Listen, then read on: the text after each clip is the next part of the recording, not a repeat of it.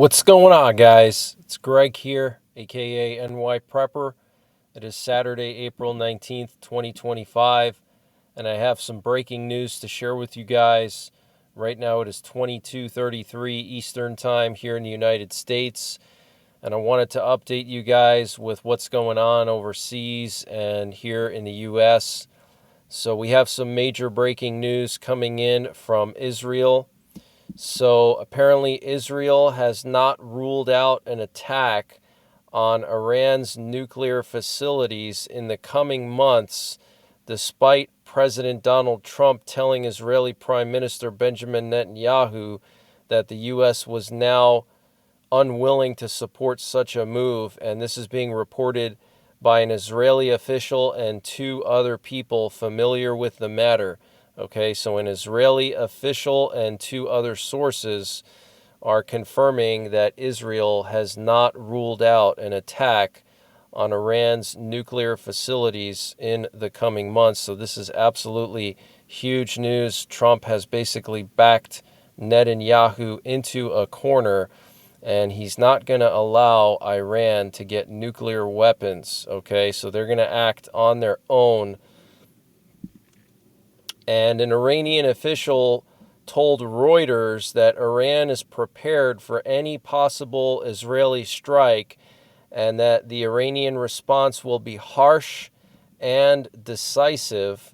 And the Iranian Parliamentary National Security Committee said today our assessment of the second round of negotiations with the Americans is positive. Okay, so today there was the second round of negotiations in Rome, and the Iranian National Security Committee and the Iranian Parliament said that the negotiations were positive, and a U.S. official from the Trump administration confirmed that the talks with Iran were positive. Okay, so this is very, very concerning, guys.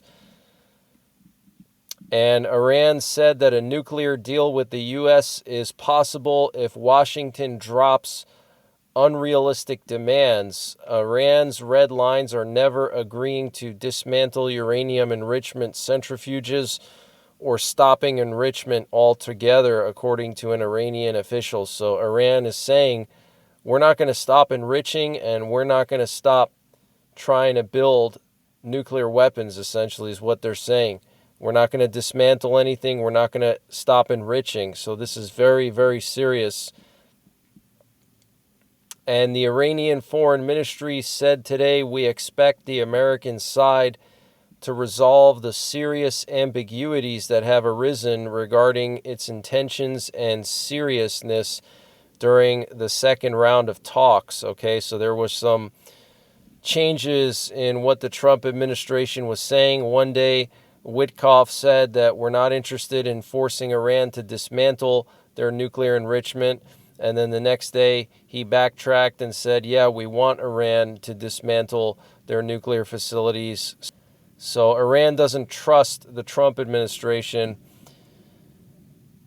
And the Wall Street Journal, citing American officials, reported that implementing a new agreement without a clear inventory of the nuclear materials and infrastructure.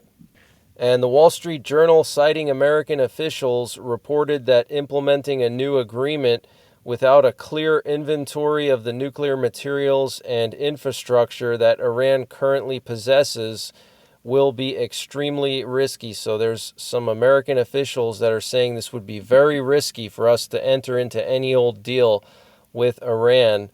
And the Wall Street Journal, citing U.S. and Iranian officials, said the Rome talks were expected to include the possibility of establishing a general framework for a new agreement.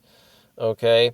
And the Wall Street Journal, citing European sources, reported that the International Atomic Energy Agency is unlikely to be able to obtain a complete picture regarding Iran's nuclear program.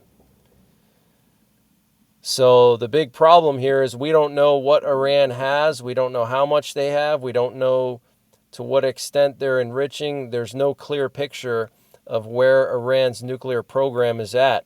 Okay, and we're going to lock ourselves into a deal, and for all we know, they could be already building nuclear bombs. Okay, And an Iranian official confirmed that Iran will refuse to reduce their stockpile of enriched uranium below the levels agreed upon in the 2015 agreement with Obama. Okay, so they do not want to reduce their levels of enriched uranium below the 2015 agreement. Okay, so that means no dismantlement and no aggressive de-enrichment, okay, or having them reduce the percentage of enriched uranium. So they want to basically go back to the Obama age, okay, during the Obama administration, which was very bad for the U.S. and Israel.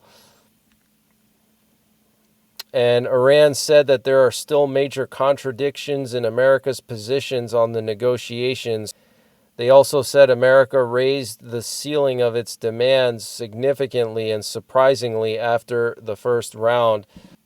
And Al Arabia sources are reporting that Iran has intensified contacts with Russia and China to support it during negotiations with the U.S. And Al Arabia sources are also reporting that France asked America to include its regional role in negotiations with Iran. So that's pretty interesting. France wants to be included.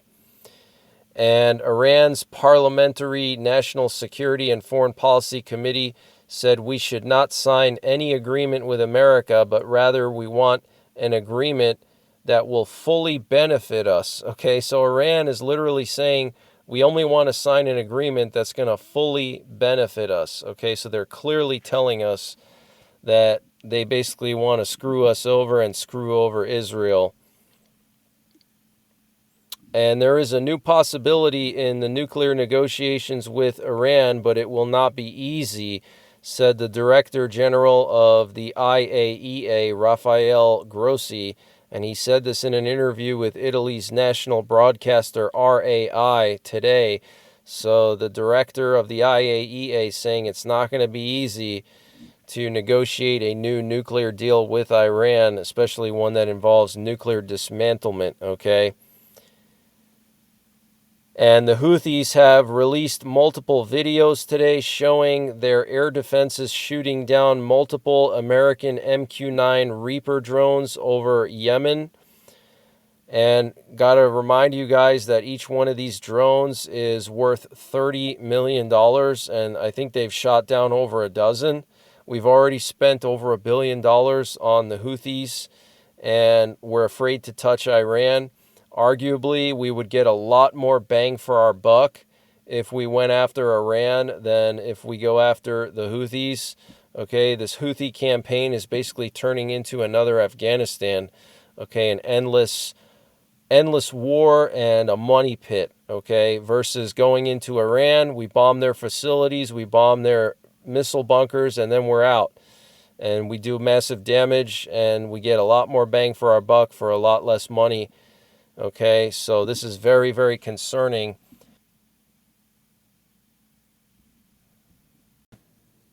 And what you're looking at here is video footage of the Russian President Vladimir Putin talking about an Easter ceasefire in Ukraine. So Putin said that his forces will not engage in any hostilities against Ukraine until midnight of April 21st. So I want to play this for you so you can see what he says and hear what he says for yourself and look at his body language. He looks kind of pissed off that he has to do this. I think he wants to continue to fight even over Easter, but I think he did it reluctantly for the purposes of maybe looking good to Trump and the Americans in negotiations. Исходим из того, что украинская сторона последует нашему примеру. При этом наши войска должны быть готовы к отражению возможных нарушений перемирия и провокаций со стороны противника, любых его агрессивных действий. Мы знаем, киевский режим более 100 раз, как вы мне и докладывали, нарушал договоренности о ненанесении ударов по энергетической инфраструктуре. And then he accuses Ukraine of violating the energy ceasefire 100 times. And I want to remind you guys that Putin launched missiles at civilians on Palm Sunday and killed over 30 people, and now all of a sudden he wants an Easter ceasefire. Absolutely insane. And there's actually reports that the ceasefire has already been violated by Russia. And Zelensky said that he would honor an Easter ceasefire only if the Russians actually follow through with what they're saying. He said that Ukraine will mirror the Russian actions. Want to play this video of Netanyahu, who recently made a statement saying that he will not allow Iran to get nuclear weapons. Okay, so he's going to act against Iran regardless of what Trump says or wants to do. Okay, Iran is a life or death situation for the state of Israel. Okay, the survival of the state of Israel is in jeopardy if Iran gets nuclear weapons. And so this is very, very serious for Israel. This would be like if China moved nuclear weapons into Mexico. Okay, this is a very, very serious situation. Let me play this for you. אני רוצה להגיד לכם גם כמה מילים על איראן. אני מחויב למנוע מאיראן נשק גרעיני. אני לא מוותר על זה, אני לא מרפה מזה, ואני לא נסוג מזה. לא מילימטר. Okay, he said, I'm not backing down from preventing Iran from getting nuclear weapons, not even a millimeter. Okay, so clearly saying he has not changed his mind. And we had one of these aerial refuelers fly to Qatar 2 nights ago, and late last night it left Qatar and went up into Europe. So this tells me that the U.S. must have moved a bunch of fighter jets over to Qatar, because this particular aerial refueler, the KC-46 Pegasus with the call sign Gold 35, is associated with fighter jets, and they typically use these refuelers to move fighter jets overseas and to different areas. So we must have moved maybe some F-16s or F-15s or other fighter jets or other warplanes over to the Middle East. And we also had multiple Russian doomsday planes go to Siberia late last night. Here you can see 2 of them. These are both Russian doomsday planes. One of them is an airborne communications relay, and the other one is an airborne command post for the Russian president. And then here you can see more Russian doomsday planes and VIP planes leaving Moscow all at the same time last night. Very interesting. And then we also had this nuke sniffer leave Tampa, and it did this gigantic curve through the Central Plains and then eventually landed in Offutt Air Base. Very, very interesting. And Bloomberg is reporting some disturbing news that the U.S. is ready to recognize Crimea as part of Russia as part of a peace agreement between Ukraine and the Russian Federation. And the U.S. indicated during talks in Paris this week that it has developed a draft concept for how to monitor a comprehensive ceasefire in Ukraine if one is achieved, according to a Western official. And the Russians attacked power grid facilities in the Sumy Oblast last night. Part of Sumy and nearby towns were left without power. Okay, so remember, this energy ceasefire already expired a couple of days ago, and Russia is now massing bombers at Engels Air Base, which is the closest bomber base to Ukraine, which tells me that Russia is planning a massive strike on Ukraine very soon. I think they're going to attack their power grid, and then simultaneously they may attack along the front with a large force. Putin has conscripted 160,000 troops, or he's ordered the conscription of 160,000 troops through July. So obviously he's going to use those troops somewhere, either in Ukraine or in Lithuania, one of the two, or split between the two. So I do expect things to escalate in Europe as the summer, as we head into the summer, as the weather warms up, the ground dries out. I think we're going to see Russia step things up in Ukraine. And Zelensky said that Ukrainian forces are now advancing in the Belgorod region. And Lithuania will upgrade and fortify a second route through the Suwalki Gap. Discussions are also underway regarding new border protections, including counter-mobility systems and cement barriers near Belarus and Kaliningrad, as well as measures to combat Russian GPS spoofing and jamming. So Lithuania stepping up their security, fortifying another route through the Suwalki Gap, which is the border between Lithuania and Poland. It's a small piece of land that for many years people have been afraid that Russia would try to take control of to cut off the Baltics from the rest of Europe. And Vietnam has reached an agreement to buy U.S. F-16s, no less than 24. That is absolutely huge. And scientists have announced the possibility of extraterrestrial life. The James Webb Telescope has detected substances in the atmosphere of exoplanet K2-18b that are only produced by living organisms on Earth, dimethyl sulfide and dimethyl disulfide.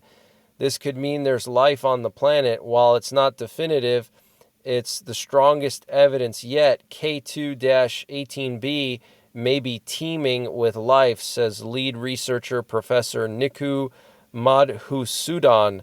So that's very, very interesting. But that's the latest breaking news that I have. Tomorrow is Easter, so most likely I won't post an update unless I can find a couple of minutes like I did tonight. I do have my 24/7 stream going on right now, so you can tune in over there, listen to the nuclear forces, and get updates in the chat. And thank you guys for checking in with me last night. I had the stream down for several hours because I was on the road traveling, and I had to take down the stream and literally bring the stream with me and set it up at the location I traveled to. So that's why the stream was down. Okay, so thank you for checking in with me, though. I got a bunch of texts and emails. Thank you guys very, very much. And hope you guys have a great Easter. Remember the reason why we celebrate Easter. It's the sacrifice that God made for us, sending his son to be crucified for our sins. So remember that and enjoy Easter tomorrow. And I'll be in touch. Check out the 24/7 live stream. And until the next time, take care. God bless. And don't forget the 3 Ps. Prepare, practice, and persevere.